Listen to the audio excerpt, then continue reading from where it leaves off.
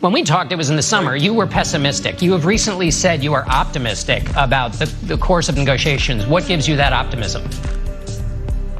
Well, John, let me just say this. One of the reasons why I asked to lead this police reform conversation on my side of the aisle is because I personally understand the pain of being stopped 18 times driving while black. I also have seen the beauty of when officers go door to door with me on Christmas morning, delivering presents to kids in the most underserved communities. So I think I bring an equilibrium to the conversation. One of the reasons why I'm hopeful is because, in a way, this time, my friends on the left aren't looking for the issue. They're looking for a solution. And the things that I offered last year are more popular this year. That gives me reasons to be hopeful. And frankly, John, I was thinking about this. Think about the parts of the two bills that are in common. Data collection. I think through negotiations and conversations, we are now closer on no-knock warrants and chokeholds. And there's something called Section 1033 that has to do with getting government equipment from the military for local police. I think we're making progress there too. So we have literally been able to bring these two bills very close together. And if we remember, the goal isn't for Republicans or Democrats to win, but for our communities to feel safer and our officers to feel respected. If we can accomplish those two major goals, the rest will be history. A lot sunnier picture than when we talked during the summer. Let me ask you about the question of qualified immunity, just to remind people this is a legal framework that, on the one hand, some people say protects police who are acting in good faith. Critics say that it's a shield when police cross the line. That has been a major sticking point. You have offered a proposal that says allowed civil suits to sue the department and not the individual police officer. Are you finding Democratic support for that? I am, actually, which is another reason why I'm more optimistic this time. What we want to do is make sure that the bad apples are punished, and we've seen that through convictions from Michael Slager in 2015 when he shot Walter Scott in the back, and to recently, just last several days, on the George Floyd convictions. Those are promising signs, but the real question is, how do we change the culture of policing? I think we do that by making the employer responsible for the actions of the employee. We do that with doctors, we do that with lawyers, we do that in most all of our industries. And if we do that in law enforcement, the employer will change the culture. So as opposed to having one officer change or not change, we'll have all officers transforming because the departments are taking on more of that burden. And frankly, as I spoke with the family members on Thursday, they were very receptive to that proposal because what they're looking for is something that shows progress. I think that does it. When you talk about changing the culture, I wonder what your assessment is of, in your own party, how many people think there is a need for police reform at all? Tucker Carlson is very influential with the Republicans, and he quoted you and many others who said after the Chauvin verdict, there's more work to be done.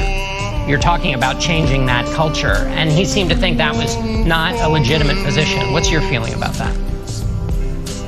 Well, one of the reasons why I started our conversation, John, with reality, that as a United States Senator, I've been stopped several times in the last 3 years in the Capitol and on the streets throughout the country. So I'm not having a conversation about some theory or philosophy.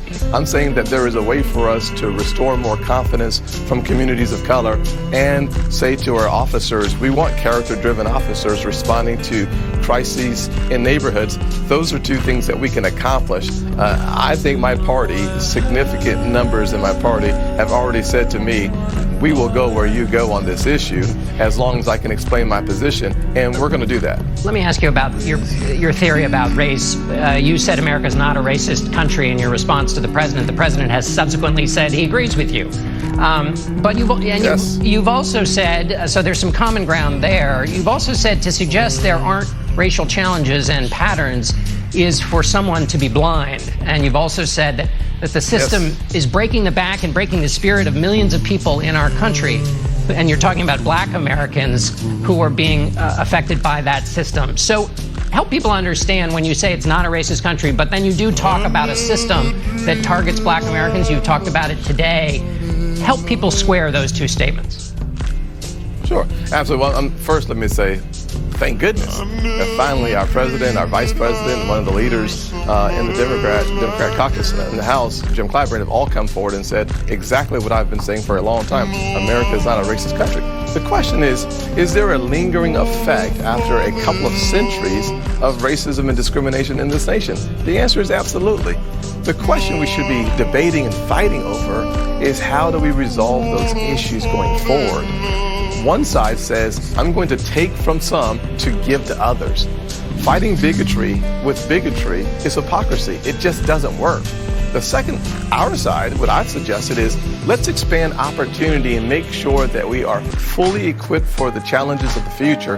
One of the reasons why we have fought for and won the highest level of funding for historically black colleges, Republicans leading that fight, is because I understand that if I can level the playing field in education, we will actually see human flourishing like we've never seen before. If we focus our attention in healthcare, as we have on sickle cell anemia or on opportunity zones for bringing resources into poor communities, we'll see what we have seen, which is the unemployment rates hitting all-time lows for African Americans, Hispanics, 70-year low for women. Those things actually matter, John. Yeah, but when you say one side is talking about taking from one side to the other, I mean, this is, people pay taxes, and there's an argument that the taxes that are paid should go to communities that we've seen, especially under COVID-19, have been disproportionately affected, and that's laid bare a lot of the inequities. So you're not saying that making sure that there's money that goes to those black communities is a bad thing. Well, John, let me say it differently. When you pass a COVID package with $2 trillion of spending, and in your package you hide in there, if you are a black farmer, we will give you resources. But if you are a white farmer, you're excluded from those same resources. That's taking from one to give to the other.